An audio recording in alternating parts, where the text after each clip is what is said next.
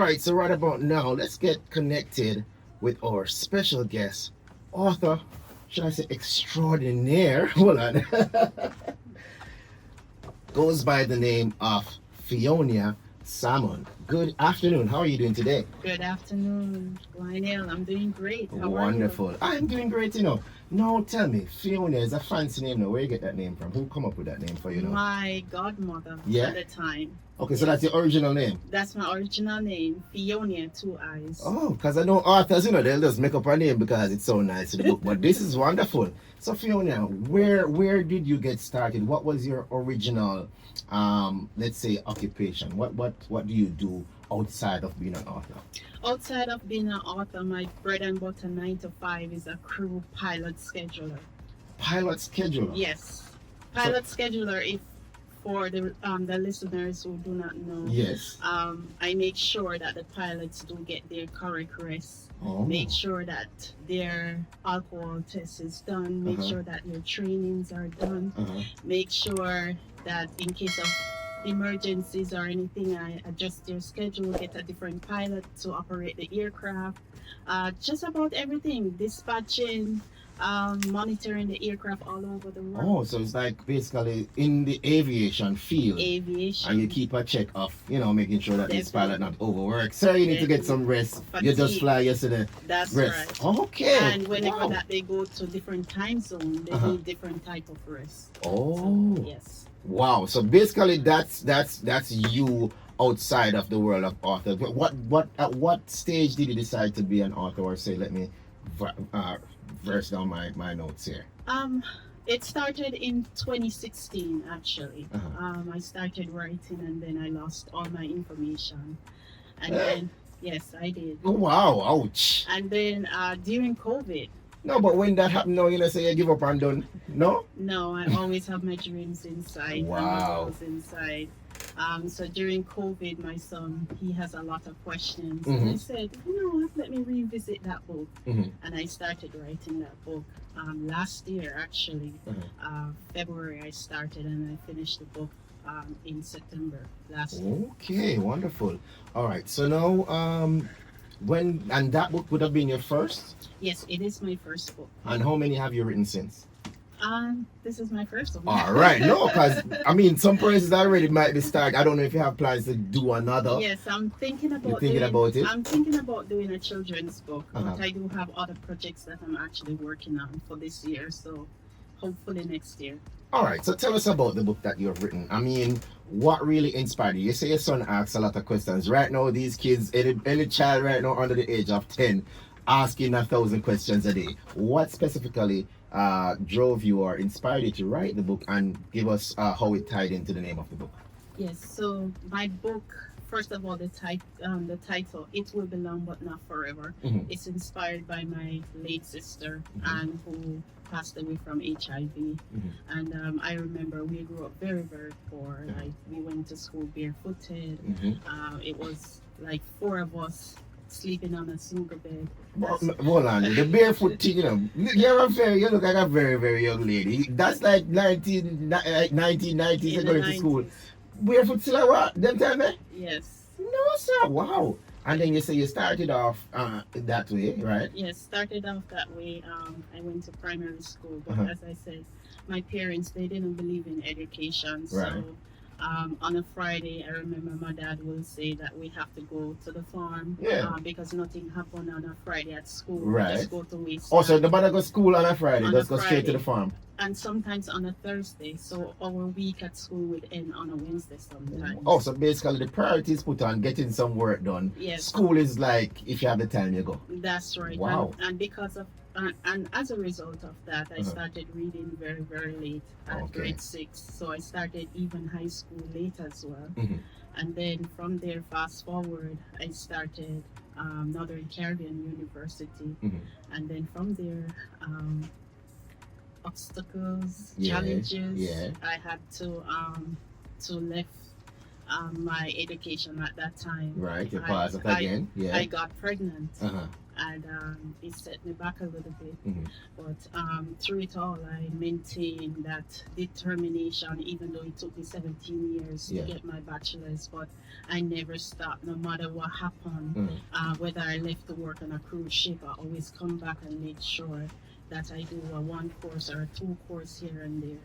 You know what I tell persons is one of the most important things in life. The things that are really valuable, no one can really take it away from you once you have it, you know. So if you're in an environment or a setting and they say, listen, you have your bachelor's, and if I yesterday you get it, or when you're 75 you just get it. You say, yes, I have it. Nobody gonna ask you, oh, how long now? Yes. You're no business. Once you reach that level, you have your accomplishment under your belt. So don't if you say, boy, it'll take you 2 years longer than it should, trust me. Just finish the thing, because when you're done, nobody can tell you, say, you not earn your qualifications. Right. I like that. That's So you right. push through, and then when it comes to the book, it will be long. It will be long. So all of these things that you've been going through, it was long. it was long. It was very, very long. But it was came to very an end at long. some point. It came to an end, just like every season has an end. Yeah. So it came to an end, and then my son was taken away from me as well. Wow, you So- lost your son?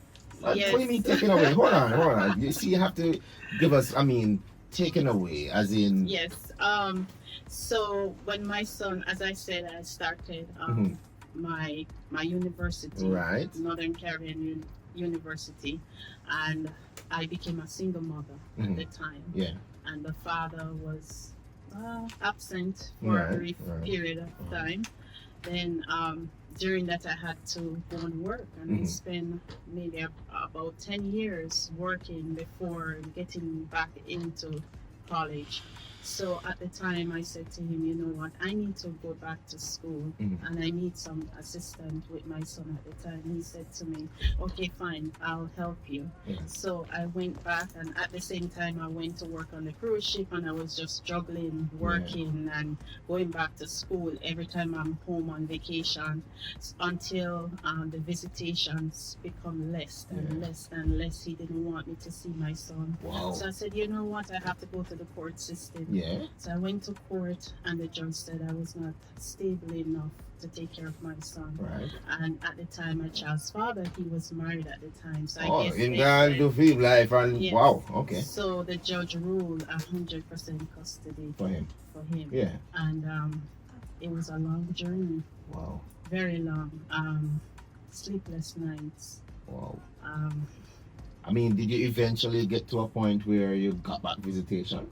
yes, I Mhm. wait. Well, I always try to turn up, whether it's directly or indirectly in Yeah. my son's life. So I never just leave. Mhm. So during holidays, while I migrated to the US, he Mhm. would come and spend the holidays with me. Okay. And remember now, my son is 21 now. So What? Yes. Wow. No, but the Yes. math's not matching at Yeah. all. You're looking 27-ish, Yes, 29-ish. Thank you. Anyway, we're not good at the maths like that. But so so you were still able to be a part of your son's life. Your son Oh, is yes. 21, Yes. and you're He probably came to live with me now. Now that Uh-huh. from he was 18, he Mhm. was able to make all his Decisions. Yes. Right. So if I do anything, he's aware of it, because I don't have to go through the father no anymore. more court So- business again. No. Oh. Direct. So it might have been long to get here. Yes, it was long. Yeah, but you reached. But I reached. Wow, and all this story is factored into the book. Yes, it's in the book. I have a chapter in the book, and it's named Adiel. That's the name That's of your my son, right. Yes.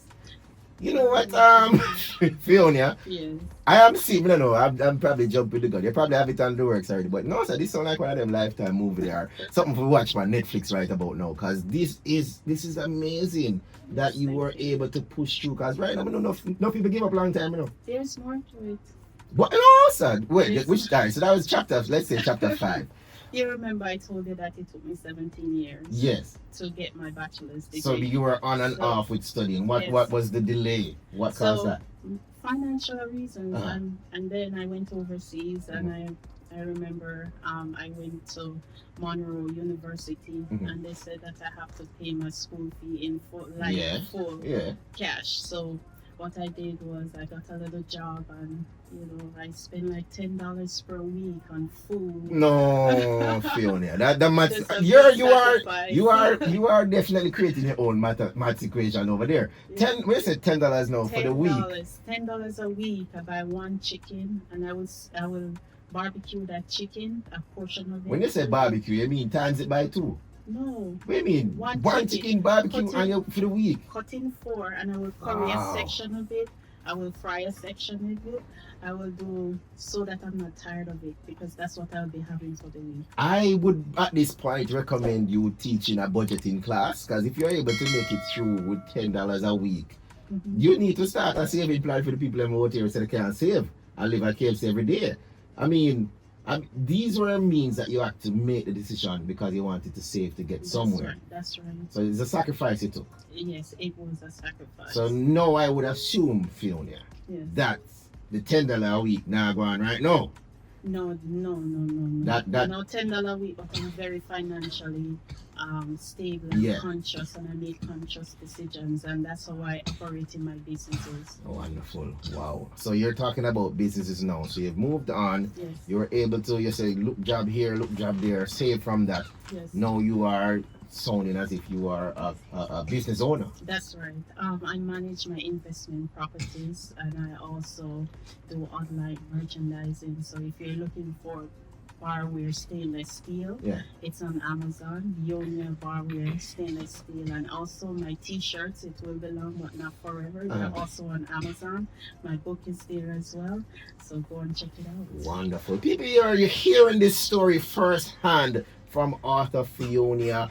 I mean, this is a story that Jamaicans are known to be for perseverance. The people of perseverance. We are known to be fighters. We are known to be people who push against the envelope, right?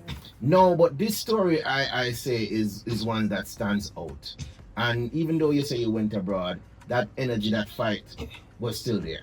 Yes. And now you're able to travel back and forth freely. Right? Oh, definitely. and I also transfer all this fighting spirit to my son. My son is doing great. He's in the United States Navy in the radiology department. Yeah. So he's doing great as well. He's fighting. Wow. And I think this is something that we call when we break those generational chains and make a difference for the next generation. That's right. Because I would assume that your son has no worries about walking to school with no shoes. No issues. Your daughter has no issues. I mean, listen to me. What would you say? What would you say to someone here who is trying to make a difference in their life? They are up against the odds. They don't seem to see the light at the end of the tunnel. What would you say to them in a time like this? I want to say that I was once there, and it's not easy. It's perseverance. It's having to stay in your lane and stay focused. And I always said that. Look at Serena Williams. Whenever she's playing tennis, no matter where the ball goes, she goes for the ball, but yet still she remains to the center. Yeah, she comes back to the center. Wow. And that's how life is. No matter what happens, come back to the center. Stay focused. Stay grounded, and remember, it will be long but not forever. Wow. It must end one day. Wow. I like that. Listen, me brand name FIONIA Distributors. I get FIONIA, and then I go. It's YONIA. She's doing her thing right now, people. She has moved from looking work. No, she's probably hiring. Yes, I do. So trust me, it's a very epic change through the life here. And she has her book. It's available on Amazon, all book platforms, I would assume. Definitely. It's available at FIONIA_Salmon official on Instagram. All right. And also on Facebook. They can make a purchase there as well. And I'm also on TikTok shops. Go ahead and check me out at FIONIA_distributors. That's your company's name. There you go, people. Listen to me. How can persons reach you? If they want to contact you, let's say they want to ask you to do a presentation somewhere. If you're interested in those kind of things, come by my school and do this, or come talk to some students or something. Are you interested in stuff like that? Funny enough, I was at my former high school and my former primary school. Uh-huh. I gave a presentation to the students, See so there? I am wide open for these invitations. And where do people go to contact you for that? Sure. Go to Facebook. That's FIONIA Salmon. That's FIONIA, FIONIA Salmon. Uh-huh. And also Instagram at FIONIA_Salmon official. And also, if you're looking for me on TikTok, it's FIONIA_distributors. All right, so there you go, guys. Reach out to her. Definitely a story you want to hear. This will definitely, motivate persons into going for their dream and never giving up. You know what I'm saying? Any final words you'd like to add, or any big ups? Because I know you must have had some people in the corner as well. Also, I create this platform on Facebook Live every Monday. It's called Motivational Mondays, where I have this platform where people come and share their story from all over the world. So I have guests from all over, because it's not everybody gonna afford to buy a book, so that others can hear their stories. So they come and they share their stories, and also check out my YouTube page. It's Fionia and Friends. Fionia and Friends. Anybody you want to big up? Anybody a part of your team? Definitely, I want to big up my daughter who's here with me. I know she's not listening. She's rocking away over here. Miss Madison, and also my partner Johan. So I want to big him up. And also a big supporter that always turn up and turn out for me. That's Pastor Byron Clark, all the way in Mandeville. Thank you so much for your continued support and always keeping me grounded. And also to my friends overseas. Sheldon, how are you? Big up yourself wherever you are in the world. He's a pilot, so I'm saying big up. Wow. He's a Jamaican pilot, actually. Big up yourself. Listen, me, people, we have the people who are making an impact in the world. Listen, no matter how small we are, we have that big impact available with us. So that is Lady Fionia Salmon, author, and I would say extraordinary, because now she's gone into business ownership. She's gone into being a motivational speaker. She's providing platforms for persons to excel in areas. And trust me, the moral of the story is never give up. It might be long. It will be long. It will be long, but not forever. People will be back after the break.